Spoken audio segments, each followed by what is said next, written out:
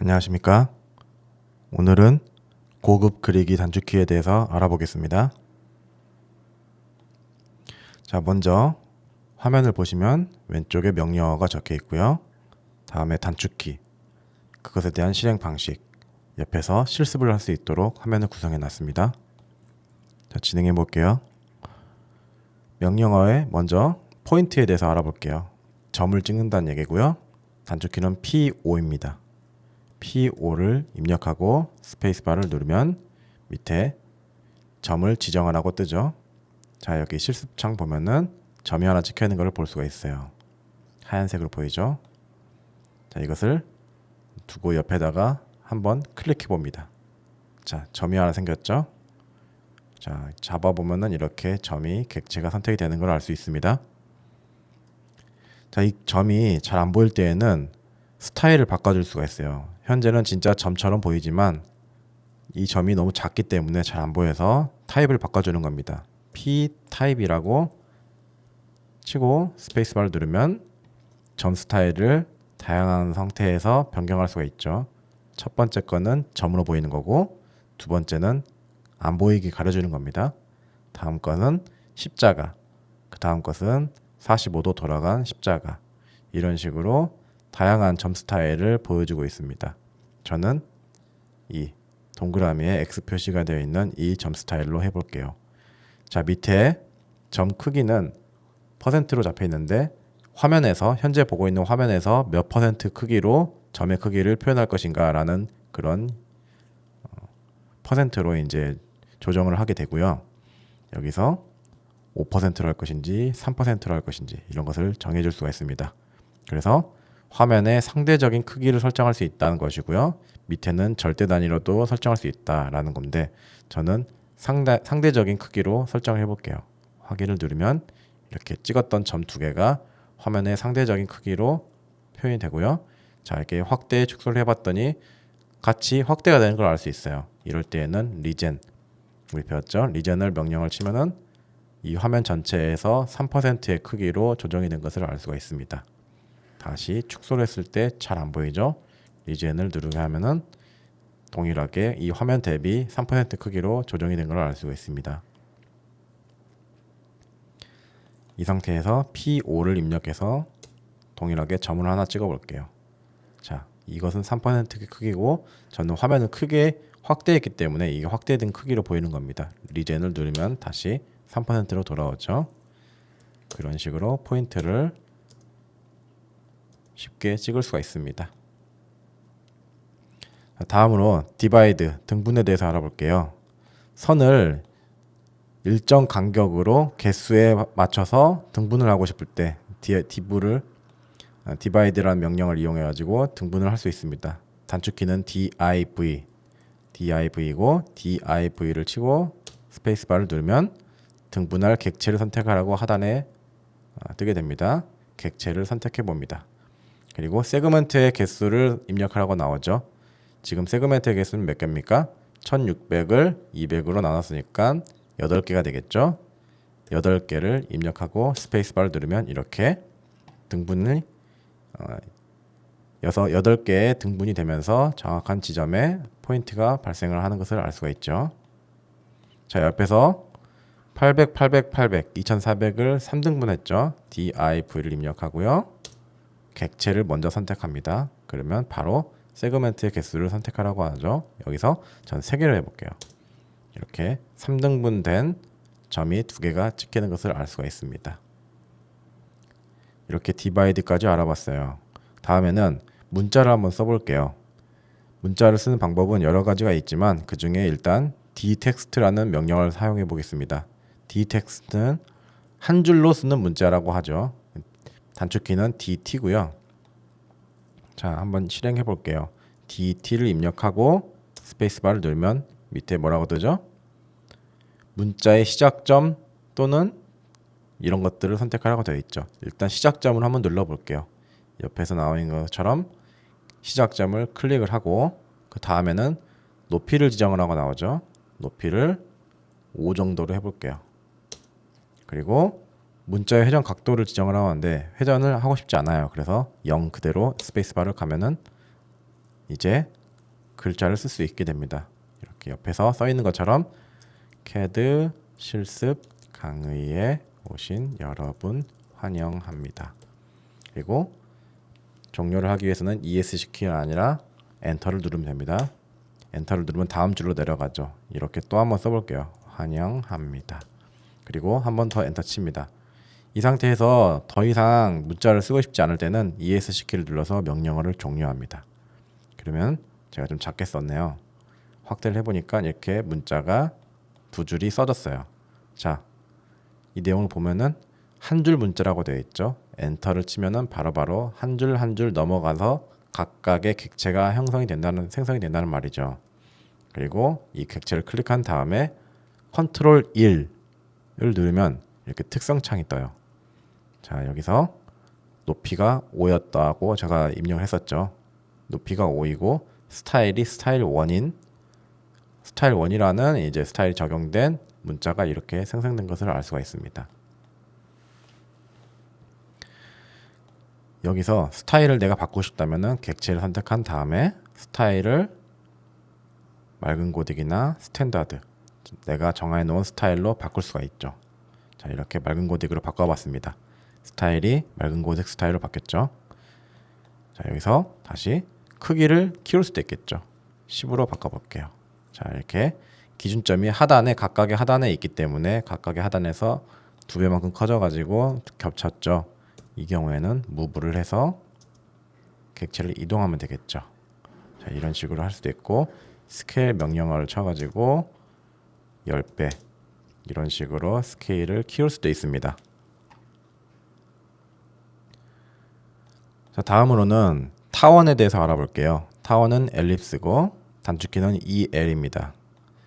이 명령어를 사용 방법은 시작점과 끝점을 잡고 중간점을 클릭하는 거죠. 자, 실행해 볼까요? 명령어 EL 입력하고 스페이스바. 자, 여기서 타원의 축 끝점 지정하라고 되어 있죠. 축의 끝점을 지정해 줍니다. 그리고 다른 끝점을 지정하라고 나오죠. 다른 끝점을 클릭해요. 자, 이제 두 점이 찍혔으니까 이제 나머지 한 점을 잡아주면 타원이 완성되는 겁니다. 자, 이렇게 클릭을 해주면은 타원이 완성이 되죠. 자, 이렇게 클릭을 이용해서 할 수도 있고요.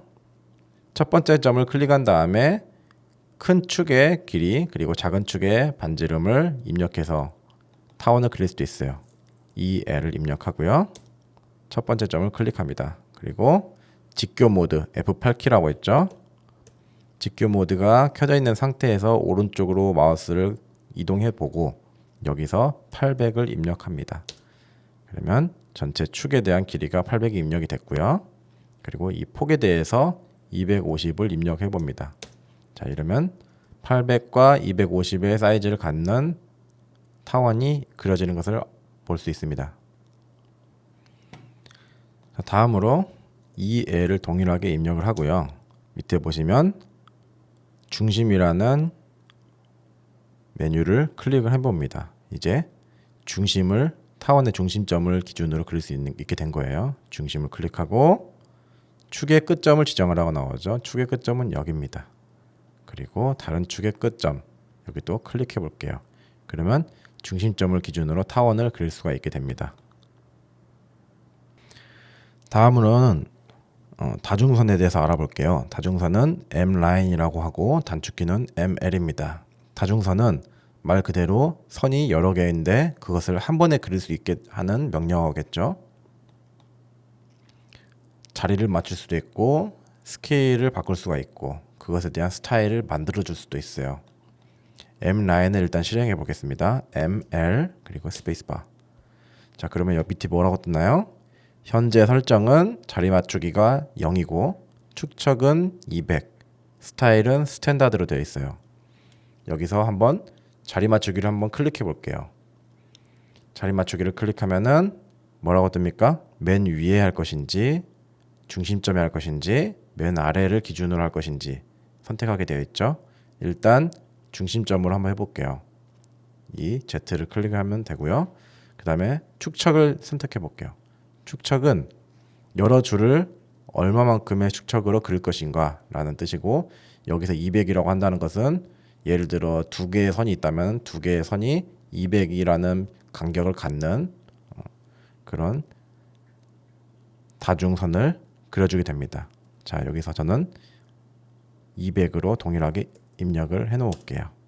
그리고 스타일은 그냥 두고 진행을 해 보겠습니다. 자, 여기서 이제 다음 진행하기 위해서 스페이스바를 누르면 이제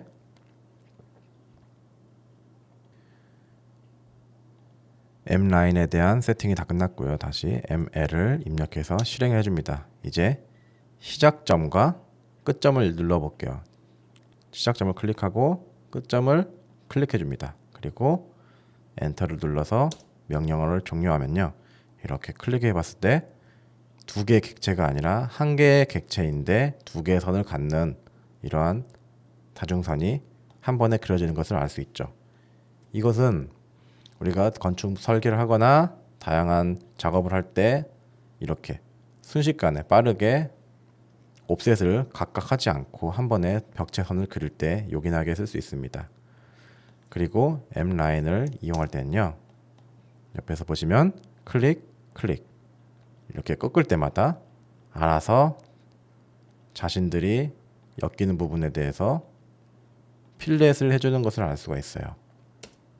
자, 이렇게 우리가 한 객체로 잡히면서 별도의 트림을 해주지 않고 필렛을 해주지 않아도 이렇게 연결되는 것을 알 수가 있습니다.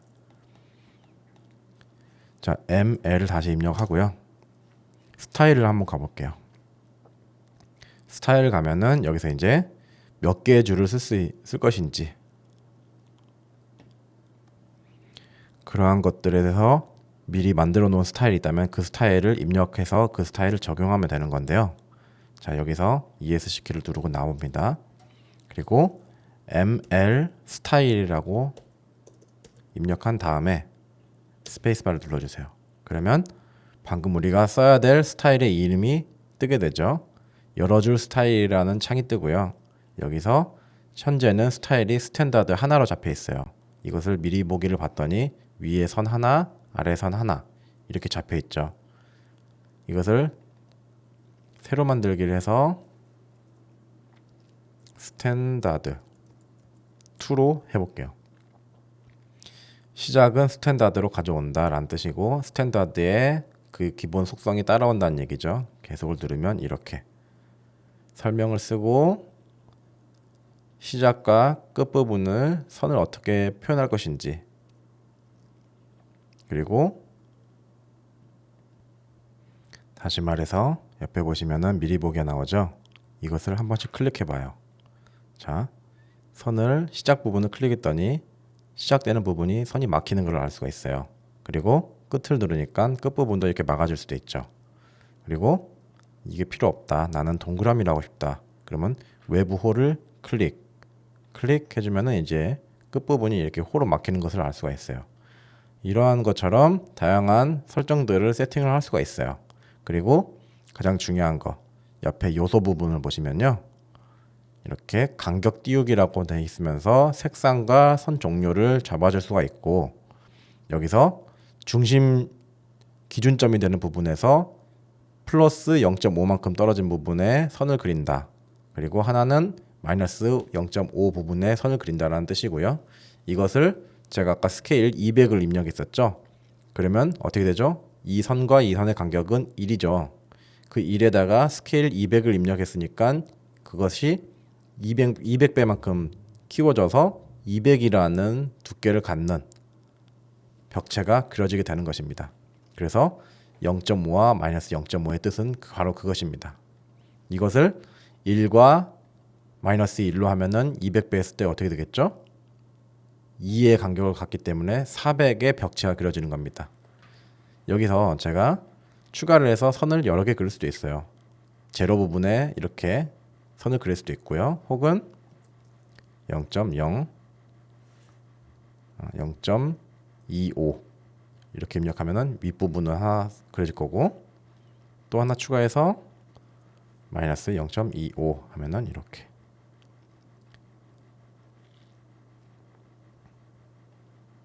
아랫부분에 선이 하나 그려지는 거죠.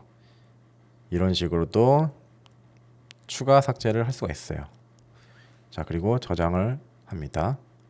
저는 여기를 스탠다드 2라고 저장해 놨어요. 그리고 확인을 누를게요. 그리고 M 라인을 들어가서 자, 스타일을 입력합니다. 스탠다드 2로 했었죠. 그리고 엔터를 치면은 이제 스타일 스탠다드 2가 적용된 것을 알 수 있고요. 자, 이번에는 자리 맞추기를 맨 위로 해볼게요. 자, 이렇게 해서 클릭을 하면은 어떻게 되죠? 내가 클릭한 부분이 가장 위가 되는 거예요. 자, 이렇게 해서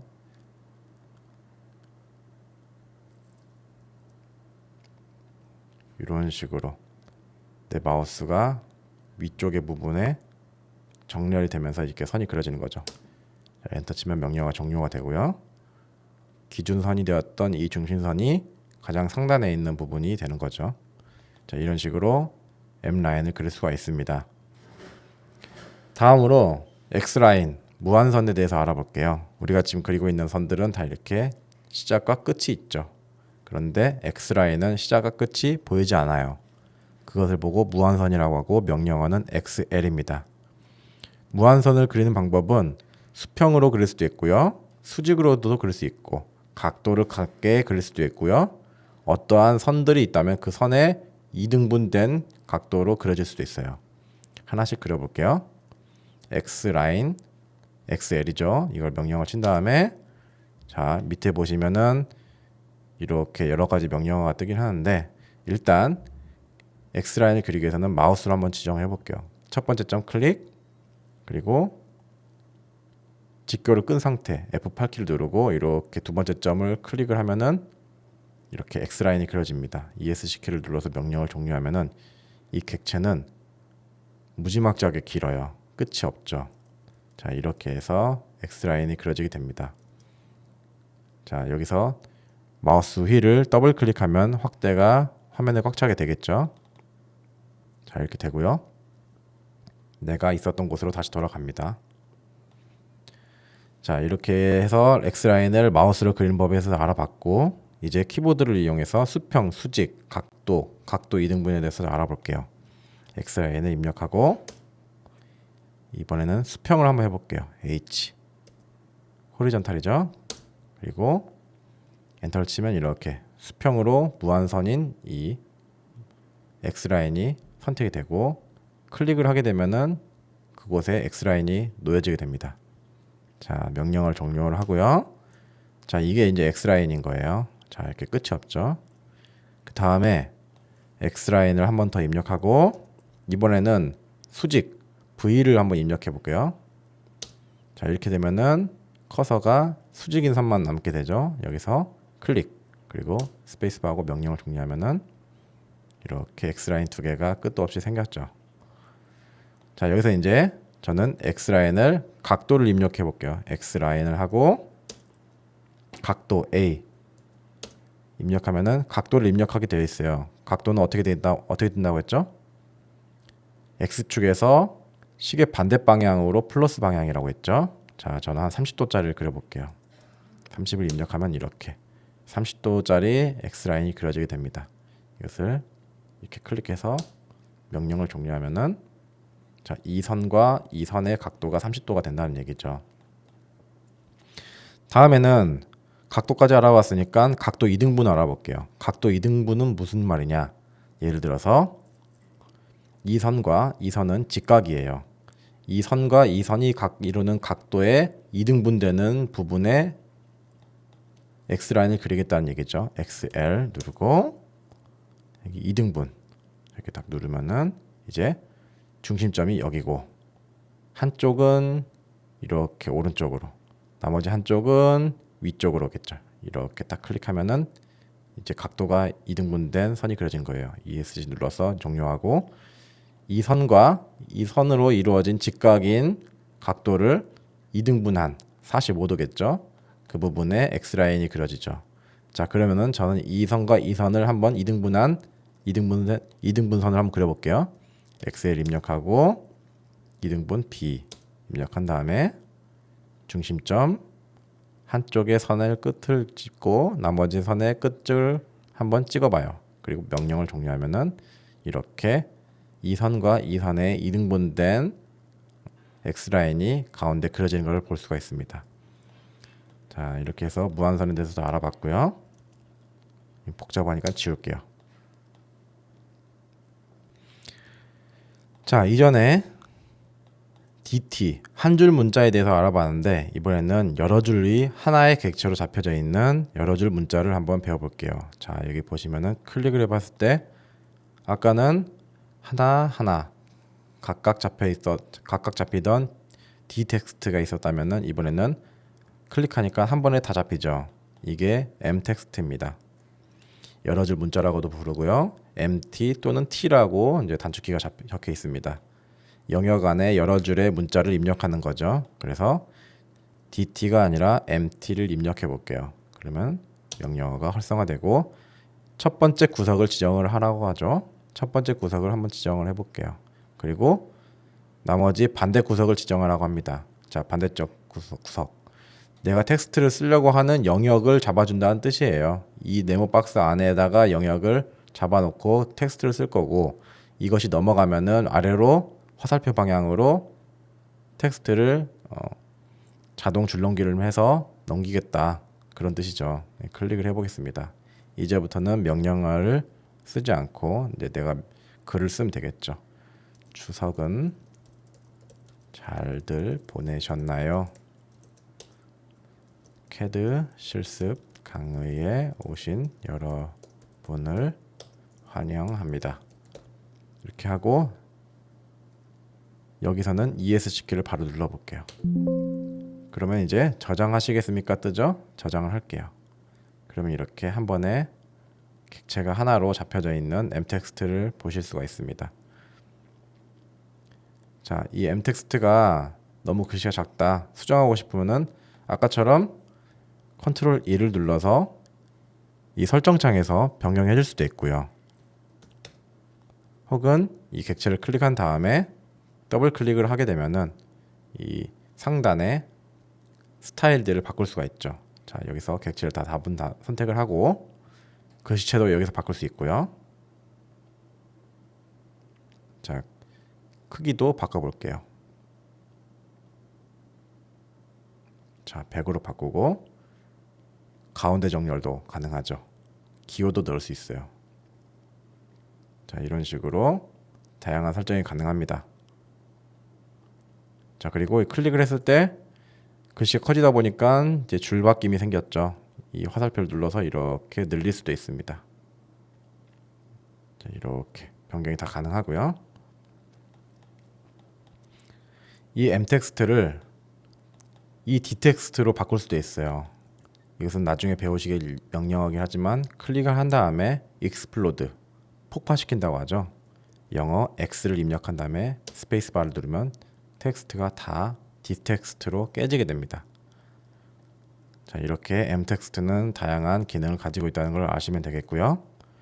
다음으로 해칭에 대해서 좀 배워볼게요. 우리가 도면을 그리면 잔디도 그릴 때도 있고 벽체에 해치를 진하게 넣을 수도 있고 다양한 재료 표현들도 가능하겠죠. 그러한 해치를 넣기 위해서는 우리가 선을 하나하나 직접 다 그리기엔 너무 어렵죠.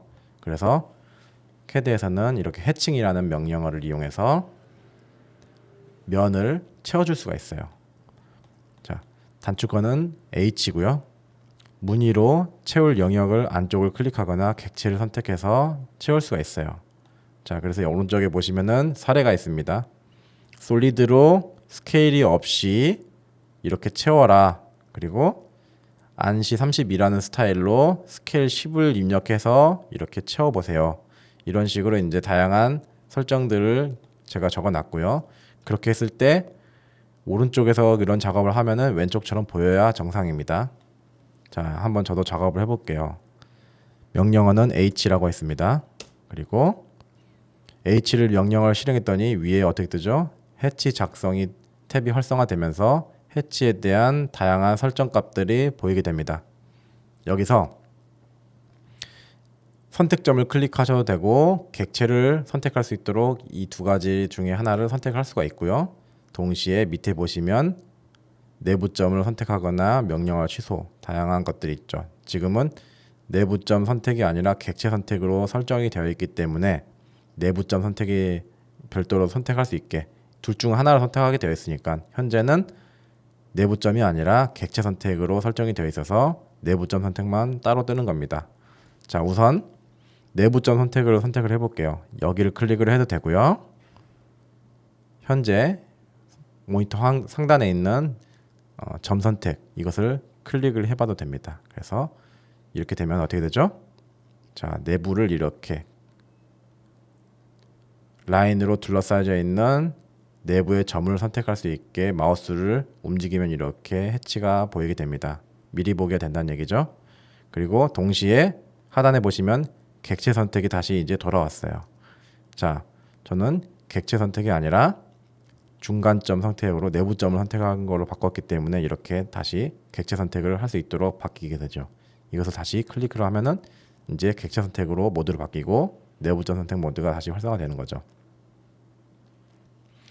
일단 저는 내부점 선택을 해서 해치를 넣어 볼게요. 자, 바로 넣지 않고 솔리드를 먼저 선택을 할 거예요. 솔리드로 할 거고요. 클릭하면 되죠.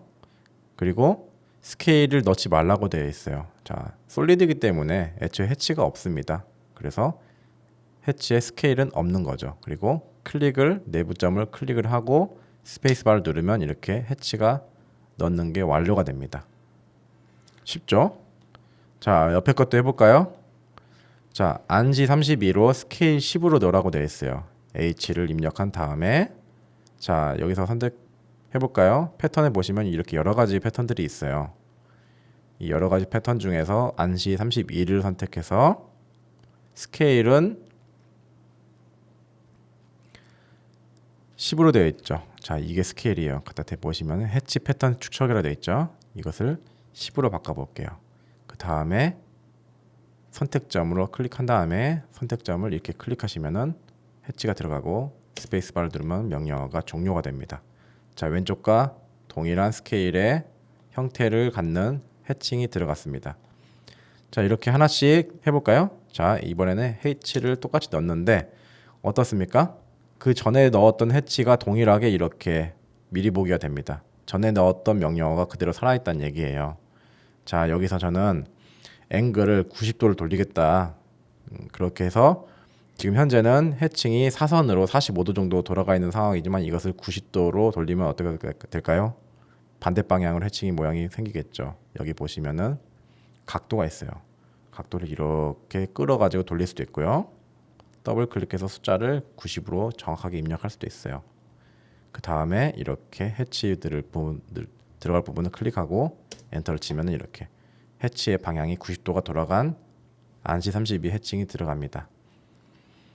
다음에는 이제 저는 이 그래스를 할 건데 이번에는 객체로 한번 해볼게요. 선택을 이 닫혀 있는 객체를 선택하기 위해서 선택을 누르고 객체를 선택을 합니다. 그러면 이제 객체 안에 들어가 있는 해치를 넣게 된다는 얘기고요. 패턴을 밑에 눌러서 그래스를 선택해 볼게요. 자, 쭉 내려보시면은 그래스가 보일 겁니다. 자, 여기 그래스가 보이죠? 그래스를 클릭하고 현재 보면은 방금 전에 제가 돌아왔던 것처럼 각도가 90도가 입력되어 있기 때문에 그래스가 반대 방향으로 돌아간 걸 알 수 있어요. 이것을 0으로 다시 돌려주고 스케일을 2로 되어 있죠. 지금 10으로 되어 있기 때문에 엄청 크죠. 그래서 이걸 2로 바꿔준 다음에 엔터를 쳐주면은 명령어가 종료되면서 왼쪽에 그래스와 동일한 해칭이 들어가는 것을 확인할 수 있습니다. 자, 옆에 거 안시 37 한번 해볼까요? 이제 여러분들도 쉽게 할 수 있을 거예요. H를 입력하고 안시 37 위쪽에 있겠죠. 자, 이게 격자 모양이네요. 그리고 스케일을 10으로 입력하고 각도는 0이 되는 것을 확인했죠. 이번에는 선택점을 눌러볼게요. 점을 해서 점 부분을 클릭을 했더니 이렇게 들어가는 걸 볼 수 있습니다. 엔터 쳐서 명령 종료하고요. ARBRSTD 뭐 이런 게 있네요. 자, 여기 보면은 블럭을 쌓아 놓은 것 같은 모양입니다. H를 입력하고 자, 여기서 찾아볼게요.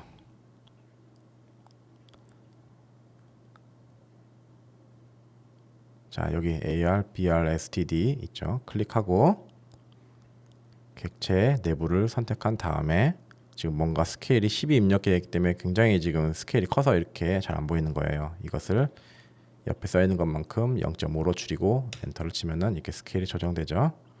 엔터 쳐서 종료합니다.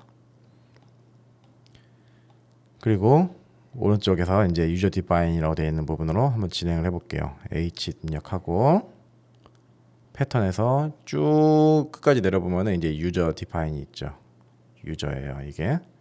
그리고 객체를 선택한 다음에 패턴을 스케일 20으로 입력하면은 실제 스케일 20에 20mm 간격의 가로선이 그려지는 겁니다. 그리고 엔터를 치면 이제 명령어가 종료되고요. 동일하게 H 입력하고 이 부분에다가 넣겠는데 이번에는 각도가 90도가 들어갔죠. 90 이렇게 돌아가서 엔터 치면은 이제 선이 해치가 깔끔하게 들어가는 걸 알 수 있어요. 이 유저 디파인이라는 패턴이 뭐가 중요한지를 한번 알려드릴게요. 확대해서 우리 익스플로드 폭파하는 거 배웠죠? 이 해치도 폭파시키면 다 선이 됩니다. X 눌러서 스페이스바 누르면은 이 객체들로 다 깨지게 되죠. 여기서 하나를 좀 알려드릴게요. D를 입력하면 거리를 잴 수 있어요. D를 입력하고 첫 번째 점과 두 번째 점을 클릭을 해볼게요. 자, 어떻게 뜨죠? 거리가 20이 뜨죠. 제가 스케일을 20으로 입력했습니다. 자, 어떤 뜻이죠? 이 선들의 간격이 20인 패턴을 넣겠다라는 뜻이 되는 거죠. 자, 이렇게 정확하게 스케일을 맞춰서 그릴 수 있는 장점이 있습니다.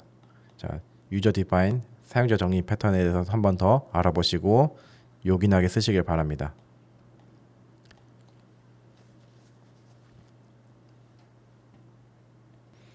자, 다음으로는 해칭을 넣을 때 오류가 뜨는 친구들이 많아요. 그것에 대해서 이유를 알려드릴게요. 자, 이렇게 해치를 넣을 때는 화면 안에 객체 내가 넣어야 될 해치가 끊기지 않는 부분까지 객체가 다 나오도록 하는 것이 가장 유리해요.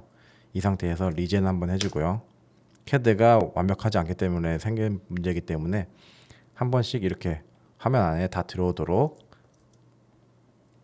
설정을 해주고 그 다음에 리젠을 한번 해주는 게 좋아요. 그 다음에 H를 입력해서 내가 원하는 해칭을 이렇게 넣고 엔터를 치면 해칭이 쉽게 들어가지죠. 그런데 간혹 가다가 이제 지금 같은 경우 잘 안 그럴 수도 있는데 도면을 복잡한 작업을 계속 하다가 이렇게 확대를 계속해서 작업을 하다가 이제 계속 이제 확대하면서 이제 작업하니까 잘 안 보이니까 리젠도 하고 하겠죠. 리젠 여러 번 하고 자, 이렇게 해서 내가 이 부분에다가 해치를 다 넣고 싶다. H를 누르고 클릭을 하면 어떻게 되죠? 닫힌 경계를 확인할 수 없다는 명령 오류가 뜹니다.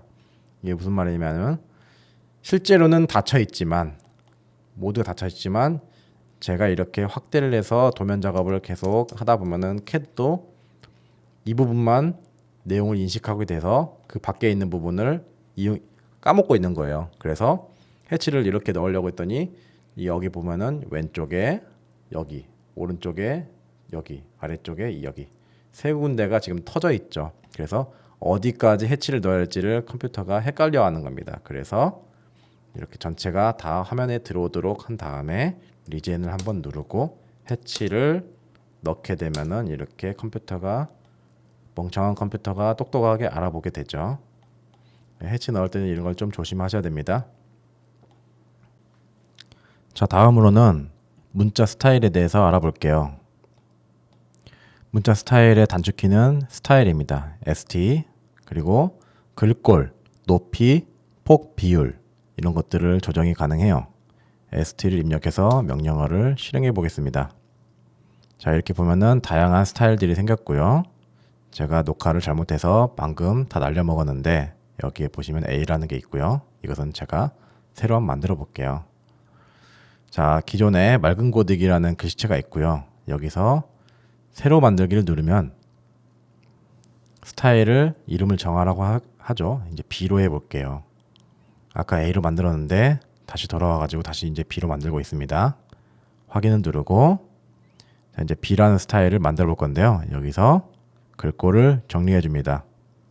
A에서도 궁서체를 했었죠.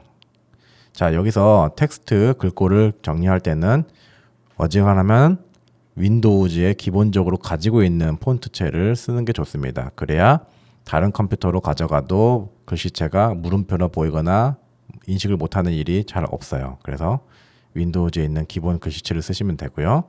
저는 일단 궁서체를 이용해 볼게요. 궁서체를 이용해서 진지하게 임해 보겠습니다. 그리고 글꼴 스타일이라든지 높이 이런 것들을 정해줄 수 있는데요. 높이는 제가 글씨를 쓸 때마다 기본적으로 잡혀있는 그 높이 값을 이용할 거기 때문에 0으로 입력해주고요. 폭 비율은 조금 더 좁게 0.8로 한번 해볼게요. 자, 어떻습니까? 글씨가 좁아지죠. 0.2로 해봅니다. 더 좁아지죠. 이렇게 해서 글씨 폭을 정해줄 수가 있고요. 각도도 조정할 수 있는데 그런 건 굳이 잘 안 하고요. 이렇게 효과를 한 번씩 클릭해 보면은 뭐 어떤 느낌인지 아시겠죠? 자, 저는 따로 사용하지 않고 이 상태에서 그대로 적용을 합니다. 그리고 닫기를 누르면 이제 스타일이 정해진 거고요. 내가 바꾸고 싶은 글자 스타일을 클릭한 다음에 컨트롤 2를 누릅니다.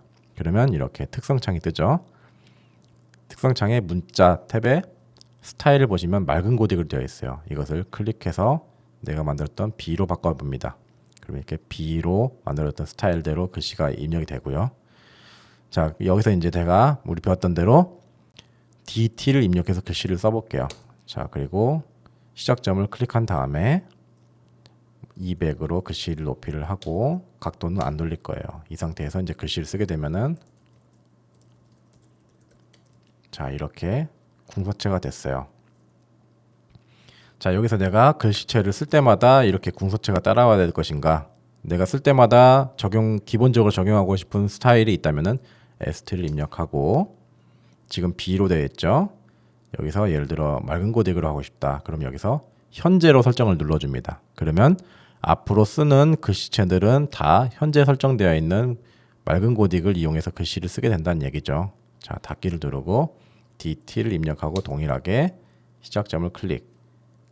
글씨 크기를 150 정도 해볼게요. 그리고 각도는 0. 이제 글씨 쓰면 어떻게 될까요? 맑은 고딕을 써줄 거예요. 자, 맞죠? 이런 식으로 스타일에서 현재로 설정을 해주면은 쓰는 글씨체들은 다 여기서 내가 선택했던 설정해 놓은 현재 설정을 따라가게 됩니다. 다음으로 치수에 대해서 알아볼게요. 자, 우리가 학창 시절에서 쓰는 치수는 그렇게 많지가 않아요. 그래서 지금 치수에 대해서 알아보기 위해서는 이 홈 탭에 상단에 보시면 치수가 보이죠. 이 치수에서 보면은 여기 화살표가 있어요. 선형에서 화살표를 누르면 다양한 치수들을 이렇게 왼쪽 화면에서 제가 넣어드린 것처럼 다양한 치수들을 입력할 수가 있어요. 어렵다 싶으면 이렇게 이것을 클릭을 해서 해도 되고요. 자, 이런 거 보면은 이름이 길죠. 단축어가 dim angular 이런 걸 다 외우기는 좀 어려우니까 어려운 것들은 여기서 클릭을 해가지고 사용하면 되시고요. 기본적인 단축어들에 대해서 좀 알아볼게요. 첫 번째 선형 치수입니다. DLI를 입력하면 되고요. X와 Y축에 해당하는 선형식수를 입력하게 됩니다. 무슨 뜻인지 한번 일단 실행을 해볼게요. DLI를 입력하고 첫 번째 점과 두 번째 점을 클릭을 하면은 이렇게 치수가 매겨지고 이 치수선의 높이를 마지막에 클릭해서 정해주면 되는 겁니다. 자, 이렇게 해서 X축에 대해서는 선형치수를 넣었어요. 자, 여기도 한번 해볼게요. 똑같이 DLI를 입력하고 첫 번째 점, 두 번째 점 했더니 똑같이 X축에 대해서만 치수가 나오네요. 자, 여기서 잠깐 왼쪽으로 쭉 이동하면은 Y축에 대해서도 뜨는 것을 확인할 수가 있어요. 이처럼 DLI를 명령을 치면은 X나 Y축에 대해서 해당하는 부분에 대해서만 치수를 재주게 되고요. 이렇게 대각선으로 꺾여 있는 부분에 대해서는 길이를 알 수가 없습니다. 그것은 별도의 명령어인 정렬 치수를 쓰게 됩니다. dim align 해서 DAL을 입력하고요. DAL 그리고 첫 번째 점, 두 번째 점을 누르면은 이게 첫 번째 점과 두 번째 점에서 이어지는 수평의 치수를 입력해 주는 겁니다. 그렇게 해서 클릭해 주면 이렇게 이 대각선의 길이는 1077이라는 걸 알 수 있고요. 그리고 다음에 밑에 있는 것을 DLI를 이용해서 명령을 쳐서 치수를 하나 잡아 볼게요. 자, 그리고 옆에 것도 입력하고 싶어요. 그러면 DLI 또 쳐서 클릭, 클릭. 그리고 이제 위 높이 값을 잡아야 되는데 어딘지 모르겠으니까 이렇게 엔드 포인트에다 대고 클릭 이렇게 해도 되고, 나는 DLI를 방금 썼으니까 조금 똑똑해. 그래서 한 번 더 엔터를 치면은 그 명령어가 다시 살아날 거야. 여기까지는 잘 알았죠. 다시 클릭, 클릭, 엔드 포인트 클릭. 이렇게 잡을 수도 있어요. 이렇게 잡으면 50점입니다. 자, 그래서 제가 알려드리는 게 이 연속 치수예요. dim continue라고 명령어는 DC5입니다. DC5를 입력해서 명령 치수를 연속해서 가져가는 거고요. 그것을 하기 위해서는 기본적으로 DLI라든지 기본적인 치수가 하나가 있어야 돼요. 이렇게 하나를 만들어 놓을게요. 그 다음에 DC5를 입력하게 되면 뭐가 뜹니까? 마지막에 찍었던 점에서 이어서 같은 위치에 이렇게 같은 높이의 치수가 그려지게 됩니다. 그 다음 점을 클릭, 클릭, 클릭, 클릭, 클릭, 그리고 엔터를 치면 명령어가 종료가 되죠. 이렇게 쉽게 할 수 있고요. 예를 들어서 이렇게 맨 끝이 지워져 있다. 나는 400 왼쪽부터 이렇게 연속 치수를 가져가고 싶어요. 그럴 때는 어떻게 하죠? DC5를 입력하면은 다 지워버렸기 때문에 맨 마지막에 찍었던 치수가 지워졌기 때문에 정보가 없어서 밑에 연속된 치수를 선택하라고 되죠. 400의 왼쪽에서 연속을 하고 싶어요. 이 부분을 클릭을 하면 이제 이 부분부터 연속해서 치수를 잴 수가 있습니다. 명령을 종료하고, 자, 이제 500에서 이어가 볼게요. DC5를 입력하고 엔터 치면 어떻게 되죠? 마지막에 찍었던 이 1000 왼쪽에 있는 점이 먼저 찍혀버리는 거예요. 이럴 때에는 밑에 보시면 선택 있죠. 선택을 눌러서 어디를 선택할 것인가, 500 오른쪽을 선택을 하면 이렇게 치수를 연달아서 가져갈 수 있게 됩니다. 쉽죠? 이거보다 더 쉬운 거, 이렇게 치수 보조선이 이미 있다면은 QDIM이라는 명령어를 이용해서 빠르게 한 번에 모든 치수들을 입력할 수가 있어요. QDIM을 누르고 객체들을 이렇게 크로스 방식으로 이 부분을 이렇게 잡고 싶다. 잡고 스페이스바를 누르면 한 번에 이렇게 치수가 당겨져 오죠. 숫자들이 아직 보이지 않아요. 여기서 위치를 잡고 클릭을 하면 한 번에 치수가 입력이 됩니다. 이렇게 QDIM이라는 것까지 알아봤고요. 다음으로는 다른 컴퓨터 혹은 새 파일에서는 이렇게 이쁜 치수가 보이지 않고 이상한 치수들이 보일 거예요. 예를 들어서 이런 거죠. 이거는 제가 다 만들어 놓은 세팅이고, 자, DLI를 입력해서 클릭, 클릭, 클릭. 이렇게 되면 어떻게 되죠? 치수가 글씨체도 마음에 안 들고 코마가 있고 화살표가 갑자기 나오고 이런 멋없는 치수들이 보이는 거죠. 그래서 이런 치수들이 계속 보이시는 분들을 위해서 치수 스타일을 세팅하는 법을 알려드릴게요.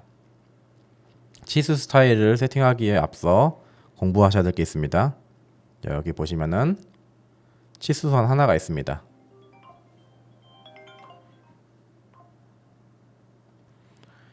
자, 이 치수선이 있는데요. 이 치수선을 각 부분의 명칭을 알아보겠습니다. 여기 치수가 있고요. 그 치수 밑에 있는 선이 치수선입니다. 그리고 이 치수선이 삐져나와 있죠. 이 삐져나와 있는 부분을 눈금 너머로의 연장이라고 합니다. 그리고 이 왼쪽에 치수 보조선이 이렇게 있죠. 치수 보조선이 있고 치수 보조선이 이 치수선 위로 삐져나가 있는 부분, 여기를 보고 치수선 너머에 있는 연장이라고 합니다.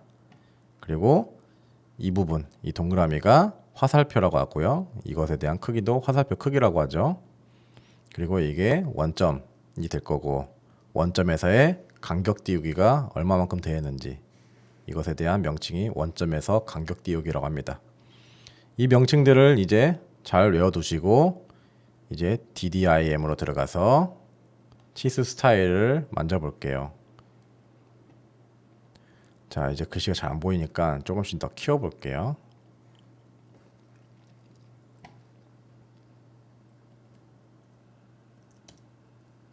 자, 이렇게 하고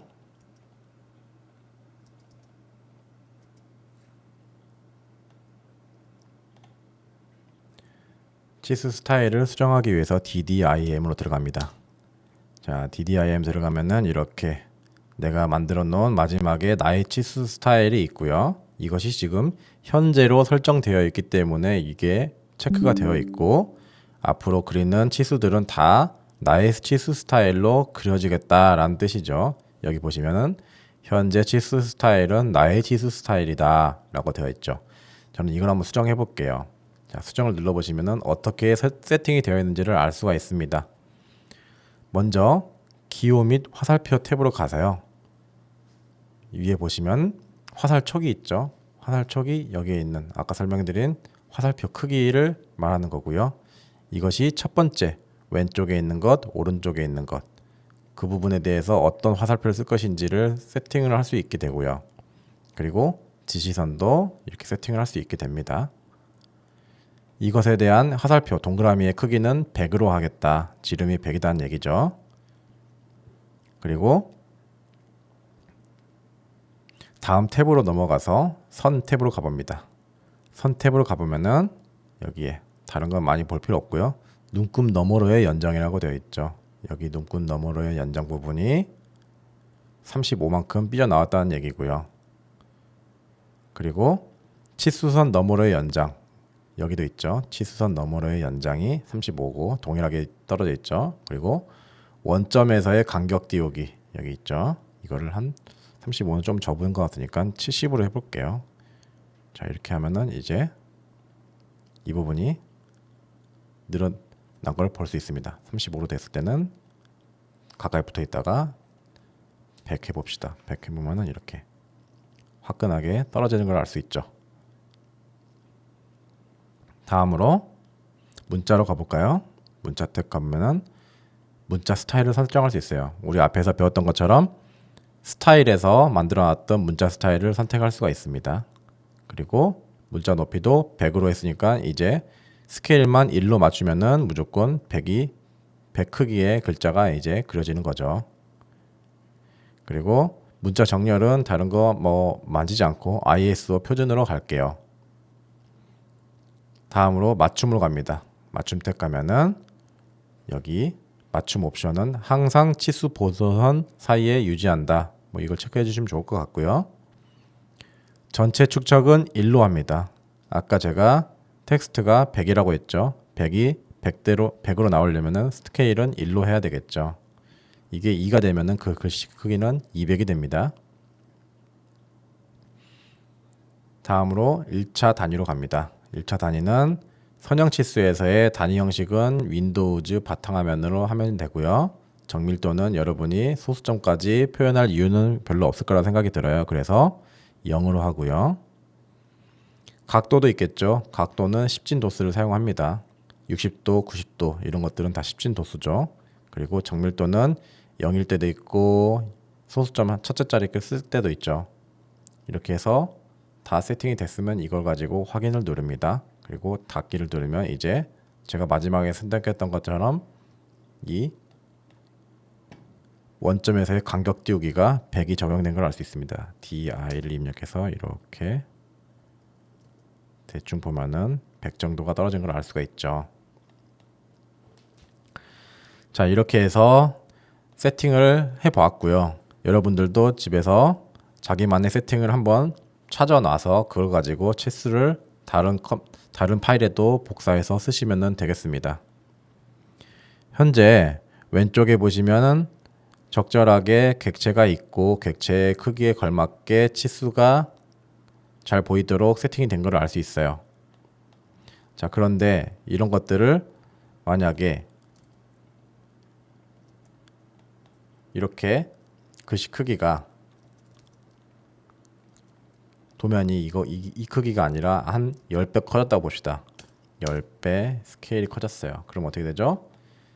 도면은 10배가 커지는데 치수의 글씨라든지 화살표 그리고 이런 간격들이 10배가 커지지가 않고 치수만 그냥 커진 거예요. 이런 경우에 스타일을 맞춰줘야 되겠죠. 그러려면은 아까처럼 DDIM을 들어가서 수정해서 하나하나 체크를 하면서 수정을 하면은 밤새도 못 맞추겠죠. 그렇게 하지 말고요. 이 치수를 선택을 하고 컨트롤 1을 누르면요. 이렇게 특성 창이 나옵니다. 쭉 내리다 보면은 맞춤 탭이 있고요. 맞춤 탭에 전체 치수 축척이라는 게 있어요. 우리가 10배를 키웠죠. 그대로 1에서 10배, 10을 써주면은 10배 커진 치수가 적용이 됩니다. 자, 이렇게 지금 화면에 꽉 채웠을 때 이 정도 크기죠. 밑으로 내려가서 도면도 한번 꽉 채우면은 이 정도 크기로 동일하게 스타일이 적용된 것을 알 수가 있습니다. 이렇게 도면 스케일이 크다고 해서 DDIM 들어가서 다 수정할 게 아니라 이 객체를 잡아서 밑으로 쭉 내리면은 맞춤해서 축척 크기를 이렇게 조정해 줄 수가 있는 거예요. 쉽게 조정할 수 있으니까 여러분들도 꼭 이 기능을 사용하시길 바랍니다. 그리고 퍼지라는 명령어가 있어요. 퍼지는 도면을 정리하는 건데 사실 우리가 이렇게 객체를 다 지우고 하더라도 이 도면에는 다 그런 기록들이 남아 있어요. 그런 기록들을 정리해주고 예를 들어서 블럭을 만들었다면 블럭들에 대해서 지워진 블럭을 다 삭제해주는 그런 기능을 갖는 게 퍼지입니다. 그럼으로써 이제 불필요하게 도면에 그려져 있진 않지만 메모리라든지 이런 기억에 남아져 있는 그런 것들을 삭제하는 기능이 있기 때문에 그걸로 인해서 용량이 줄어들 수 있다는 거죠. 예를 들어서 나중에 배울 명령어긴 하지만 이 블럭이 이렇게 있다고 봅시다. 제가 블럭을 하나 만들어 볼게요. 제가 블럭을 하나 만들어 볼게요 라는 블럭입니다. 이렇게 해서 하나 만들었어요. 그러면은 자 인서트를 했을 때 이렇게 블럭이 여기 만들어져 있죠. 이 현재 도면에는 이 제가 블럭을 만들었어요 라는 이런 블럭이 있는 거예요. 그런데 이 블럭이잖아요. 이 블럭을 지워 봅시다. 그리고 리젠을 해도 동일하게 이 블럭은 남아 있어요. 이걸 클릭하면 다시 이렇게 들어와지죠. 여기 들어와져 있죠. 이렇게 블럭이 내가 객체는 지웠다 하더라도 이렇게 리스트에 남아 있는 거예요. 이런 것들을 지워주는 기능이 퍼지입니다. PU를 입력해서 명령을 실행하고요. 소거 가능한 항목을 모두 삭제를 해봅시다. 이렇게 모두 소거를 누르면 이 도면에 없는 모든 객체들이 다 쓸데없는 것들이 지워지는 거예요. 모두 소거를 해봅시다.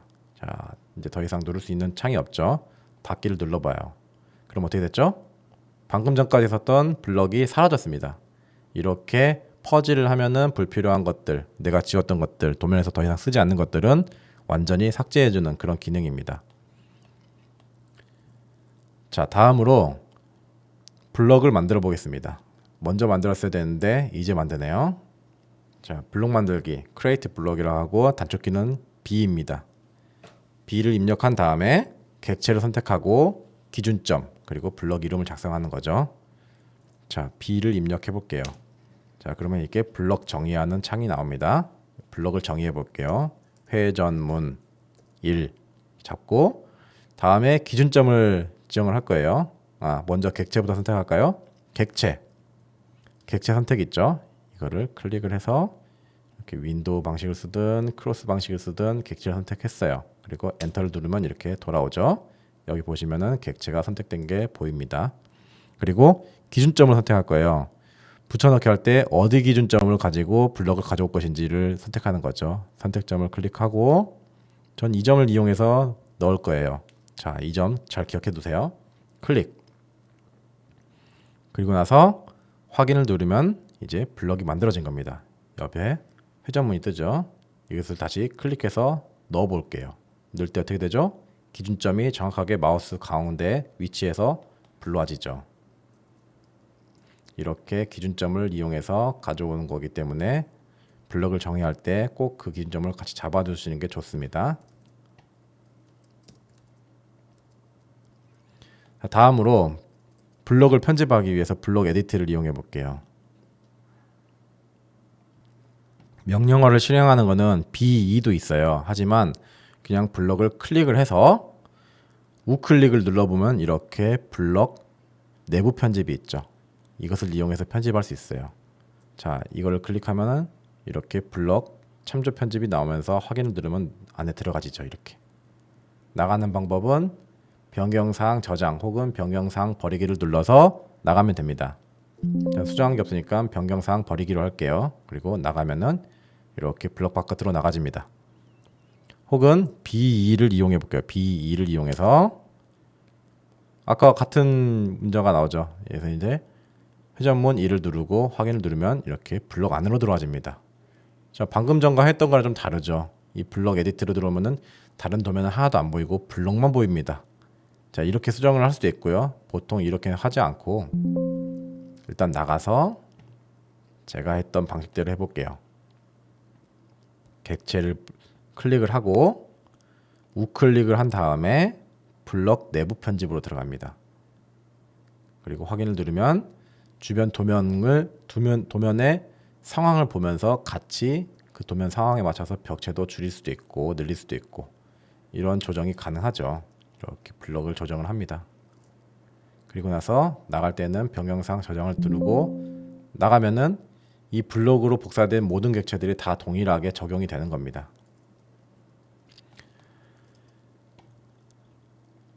자, 여기서 마우스 우클릭이 잘 안 되시는 분들이 있을 거예요. 이런 창이 떠야 되는데 안 뜨시는 분들은 옵션으로 갑니다. OP를 입력한 다음에 들어가요. 그러면 옵션에서 이 사용자 기본 설정이 있습니다.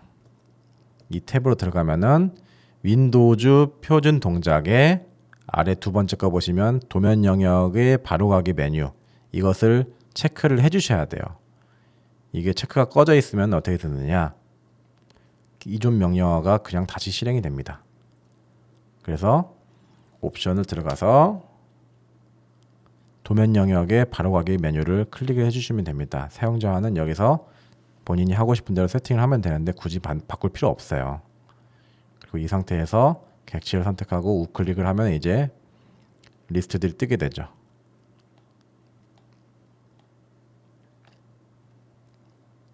다음으로 블럭을 파일로 내보내는 방식이에요. 방금 전에 했던 거는 B를 이용해서 만들면은 내 도면 안에서 이렇게 한 개의 객체로 잡아지는가 하면은 이 WB는 내보내기가 되는 거죠. WB를 누르고 엔터를 쳐봅니다. 그러면 이렇게 블록 쓰기라는 창이 떠요. 그리고 동일하게 객체도 선택하고 기준점도 선택하고 대상의 경로도 선택을 합니다. 저는 뭐 이메일 폴더에다가 회전문이라고 하고 파일을 저장을 할게요. 그리고 확인을 누르면 내보내기가 됩니다. 어디로 가지느냐? 아까 정해놨던 이 경로로 와지고요. 이것을 더블 클릭하게 되면은 이렇게 잡아놨던 객체가 이렇게 도면으로 별도로 저장이 되는 걸 알 수가 있어요. 자, 다음으로 인서트, 블록을 삽입하는 명령어입니다. 단축어는 i이고요. 블록을 만든 다음에 그것을 기준점으로 삽입한다는 뜻이죠. 우리 이미 해봤죠? 자, i를 입력해 보면은 이렇게 인서트 창이 뜨고요. 여기서 필요로 하는 블록들을 이렇게 클릭을 해서 가지고 오면 됩니다. 자, 쉽죠? 자, 여기까지 CAD 3강에 대해서 강의를 마쳤습니다. 여러분들도 꼭 오늘 배웠던 명령어들에 대해서 실습을 여러 번 해보세요. 제가 설명드린 거에 대해서 한 번 했다고 해서 그대로 한 번만 따라해서 다음 시간에 오시면 모든 내용들이 기억이 안 나는 경험을 하시게 될 거예요. 어버버하지 말고 연습 많이 하시고 오시기 바랍니다. 감사합니다.